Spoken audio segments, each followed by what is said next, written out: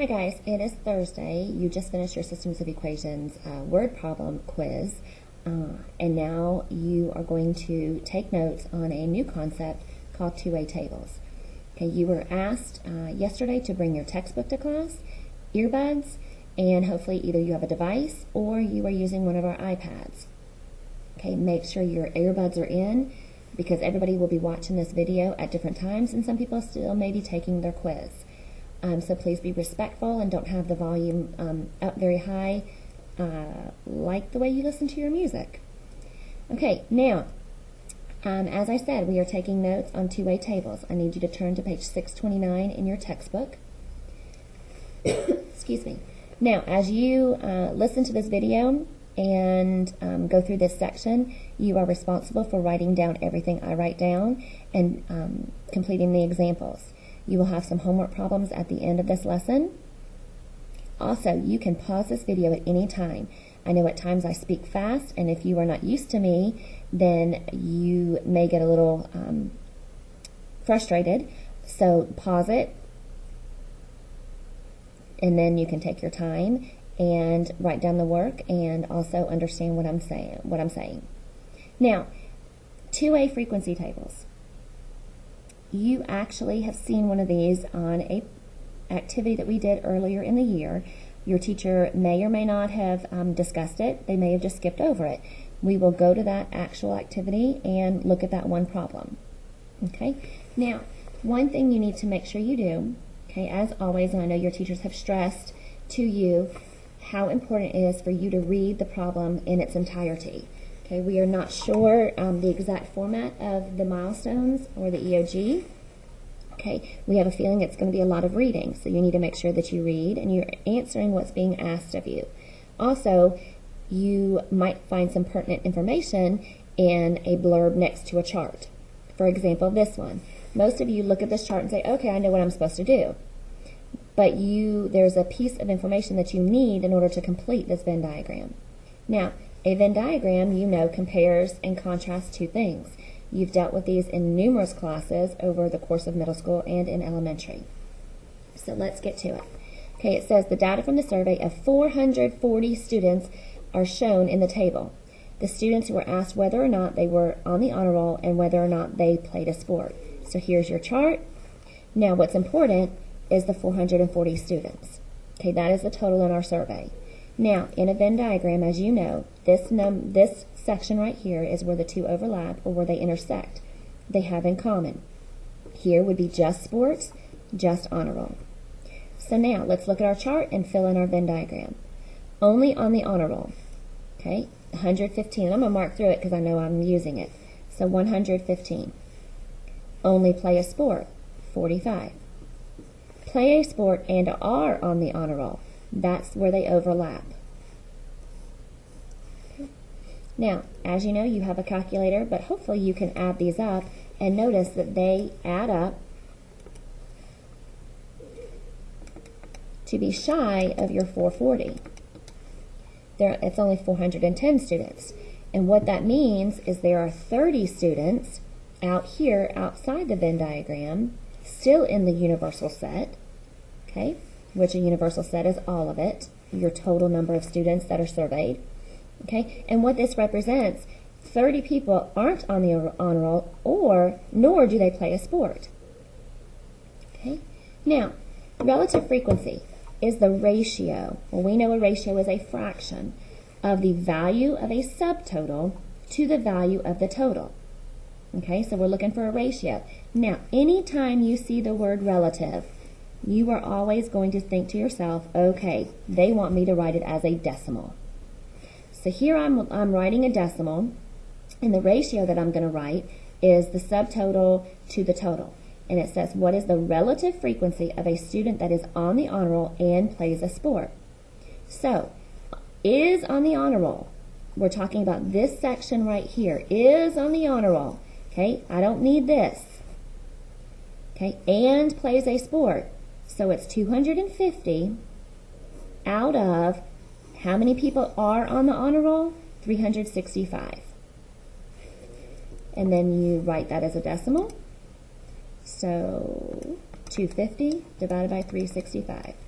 gives you 0.68, and round to the hundredths. Okay. Okay. Let's move to the next page. Now, a two-way table shows the data from one sample group as it relates to two different categories. Okay, so here we have a two-way table using the same information that we used in the Venn diagram. Plays a sport, does not play a sport. On the honor roll, not on the honor roll. Okay, so using those numbers, we could plug in play a sport and on the honor roll, we knew it was 250. Does not play a sport, okay, and on the honor roll, that was the 115. Okay, because we knew 365 total were on the honor roll. Okay, okay, so right here,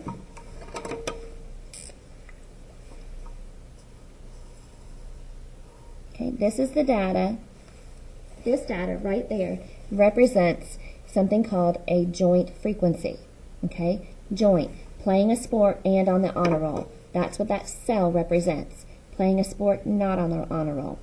Does not play a sport, but is on the honor roll. Does not play a sport, not on the honor roll. And if you notice, this was our number that was outside our Venn diagram. Okay.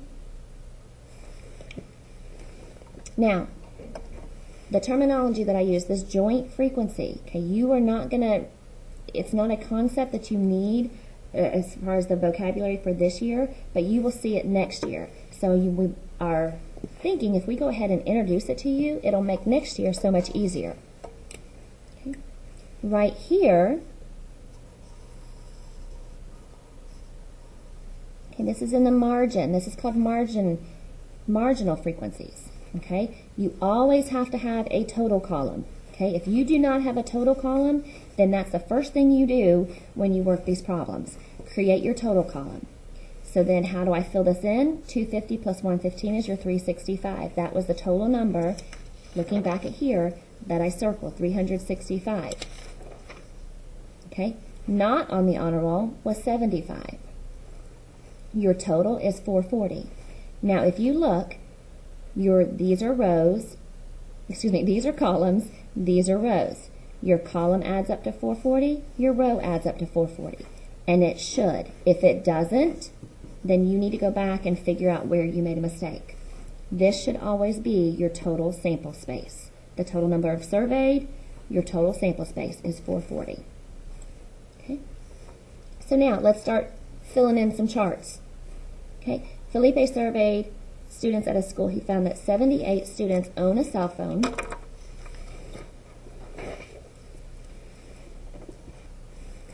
And 57 of those students own an MP3 player. There are 13 students that do not own a cell phone, but own an MP3 player. 9 students do not own either device. Construct a two-way table summarizing the data. Okay, now, sorry, I'm going to get those out of the way. Okay, so now we need to look at what we're given and look at our chart. And we want to fill in the missing pieces. It's like a puzzle. And a lot of you can do this with a breeze. Okay, well, first of all, okay, you got some information. If I know these two, I can add up to find this part of my marginal frequency. Okay, so now 57 and 13. Okay, if you look to see, it says 57 of those students own an MP3 player. Okay, and own a cell phone. So 57 is an MP3 and a cell phone. Okay, there are 13 students that do not own a cell phone but own an MP3. So own an MP3, no cell phone. Okay, 9 students do not own either device. So this cell represents neither. Okay, and it says he found 78 students own a cell phone. So 78 own a cell phone. So now, just you deciding, okay, well, what's here? Well, if this is 57 and this is 78, I can subtract and get 21 people do not have an MP3 but have a cell phone. So now really all I have to figure out, as I said earlier, you always have to have your total columns or your marginal frequencies. Because right now we have no clue how many people were surveyed. Okay? But we can find out. So 57 and 13 is 70. 21 and 9 is 30. 78, okay, well, we need to figure out this one. So it's 13 and 9, which is 22. 78 and 22 is 100, and then verify it. 70 and 30 is also 100. So based on this, you know 100 people were surveyed, because that is our total sample space. Okay. Now, I can ask you some questions based on this data. Okay, and we're going to get into some questions.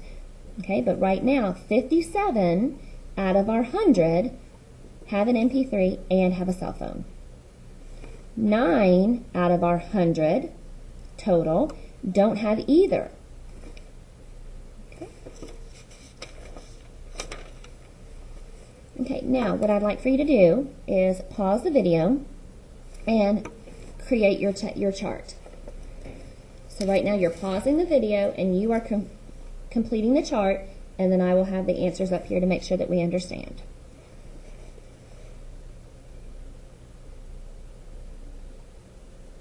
Okay, so now you're back with me and you should have your chart filled out.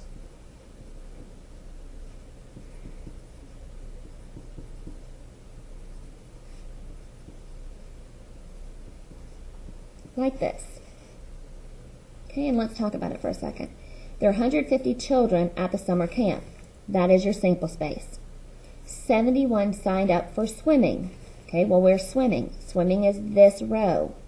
Okay, 71 signed up for swimming. There were a total of 62 children that signed up for canoeing. 62 signed up for canoeing, and 28 of them also signed up for swimming.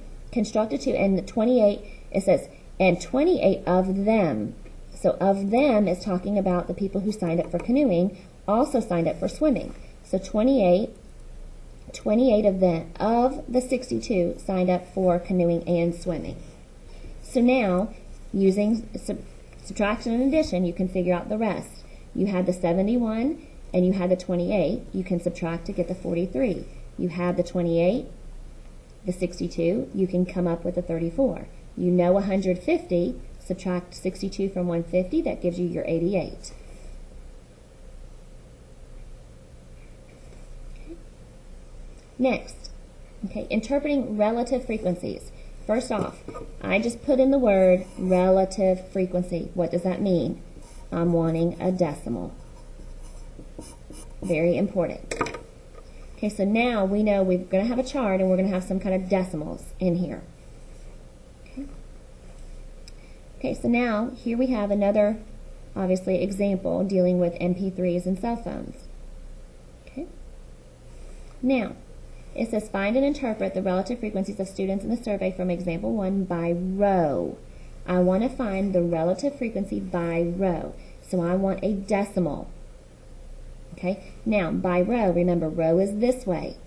Okay, and when I'm talking by row, I'm looking for a decimal, which means I need to have a ratio. So if I'm looking for cell phone, those who own a cell phone and have an MP3 player, there's 53 out of the 78. Now the reason why we're using 78 as opposed to the total sample space is because that word right there, by row. When it's by row, you use the total for that row.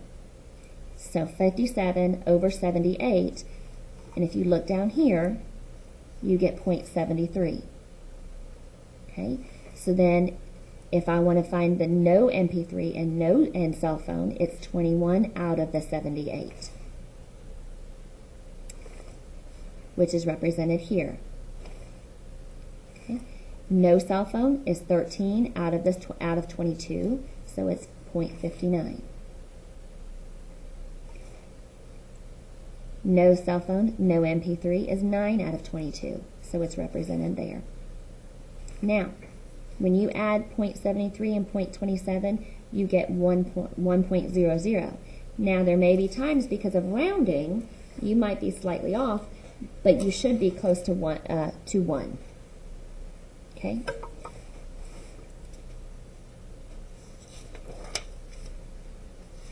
Okay, now what I want you to do is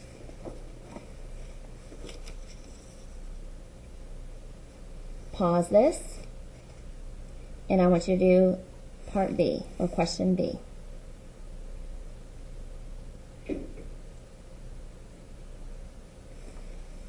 Okay, so you should be back with me, and this is asking you to find and interpret the relative frequency, okay, decimal, ding, ding, ding, okay, of the students in the survey by column.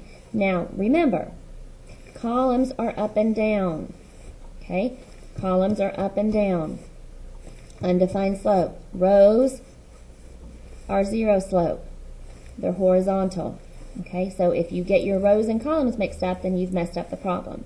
So I want it by column. So to find MP3 and cell phone, it's 57 out of your total of 70. Okay, if you have to, when it says by column, cover up everything else and then just do your percentages. If it's by row, cover up everything else and only show one row. Okay, and that winds up being approximately 0.81. This is 13 out of 70, which is approximately 0.19. 0.81 and 0.19 is 1. 21 out of your total is approximately 0.70. 9 out of 30 is approximately 0.30, which is also 0.1 or 1.0. Okay, take a minute and I want you to complete the first example.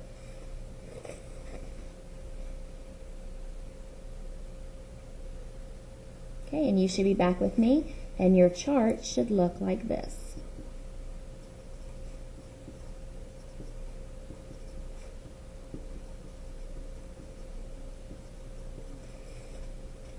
Okay. There were 200 people in your survey, and here is all the information. So if I wanted to ask you some questions about relative frequencies, okay, by row and by column, if I was doing, say an example would be, what is the relative frequency by row of those who agree with the rules and are males? Okay, I want by row. Okay, agree with the rules and males, so 38 out of 108. Okay.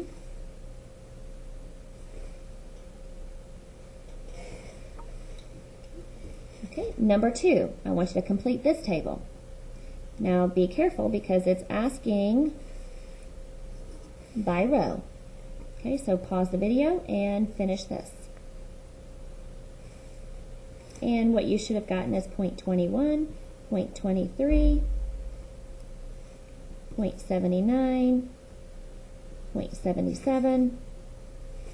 This was 62, which is 1.00, and this is 88, which is 1.00.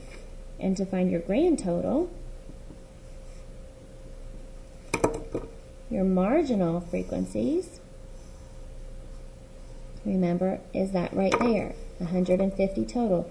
Add up 62 and 88, add up 33 and 117. Okay, now, your homework, what you're going to work on independently, is number 1, number 2, number 3, number 4. Turn the page over. 5, 7, 8. Turn the page over.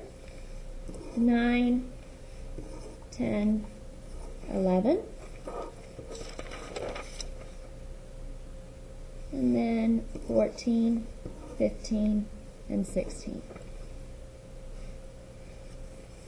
Now, I made a reference at the beginning of this video that you've seen this before. Going back to our Unit 6 review, you were told to skip this question. Okay? Now, so this is a two-way frequency table of students, let's say, who like classical music and dislike classical music and play an instrument and do not play an instrument. Now, first thing you need to do before you even look at any questions, okay, what is this chart missing? Okay, well, hopefully you said the marginal frequencies. You do not have a total column, and in order to answer questions, you need a total column. So you'll fill it in and create a total column. Okay, so 15 and 2 is 17, 3 and 25 is 28, 15 and 3 is 18, 2 and 25 is 27. Okay, and then when you add it up, 17 and 28 is 45, 27 and 18 is also 45. So this right here tells you there were 45 people surveyed. That is your sample space. Okay, then you can answer whatever questions. Now, this question here says, what is the relative frequency of students who like classical music and play an instrument to the total number of students who play an instrument? So first you need to find the cell, the joint frequency, and if you remember, joint frequency is right here. Okay, so what am I looking for? What is the relative frequency, again, decimal, of those who like classical music and play an instrument? So, like classical, play an instrument. So I'm looking at here. But now, am I looking out of the total for the row, the total for the column, or the total of those surveyed? So you have to finish reading the question. To the total number of students who play an instrument. So now you've got to figure out, where do I find the total number of people who play an instrument? Okay, that would be by row. So this question makes you think a little bit. The questions that we did in our textbook said by row, by column. Now I'm telling you, okay, I'm looking at those who play an instrument. So I'm looking right here. So it's 15 out of 17, which then is 0.88. Okay? Now, another word, because I talked about marginal frequency, I talked about joint frequency, this type of question is also considered a conditional. I'm putting a condition on it. I'm not looking at the total. Here, I'm only looking at those who play an instrument and like classic. Out of those who play an instrument, how many like classical music? Okay? So you learned some vocabulary today that you may not see on the EOG, but you will definitely see it next year, and hopefully you may not remember everything about it, but at least it'll ring a bell. Okay, make sure you have your homework finished for tomorrow, and you guys have a great night. Again, this video will be up on the blog. You can watch as many times as you want, and y'all have a great night.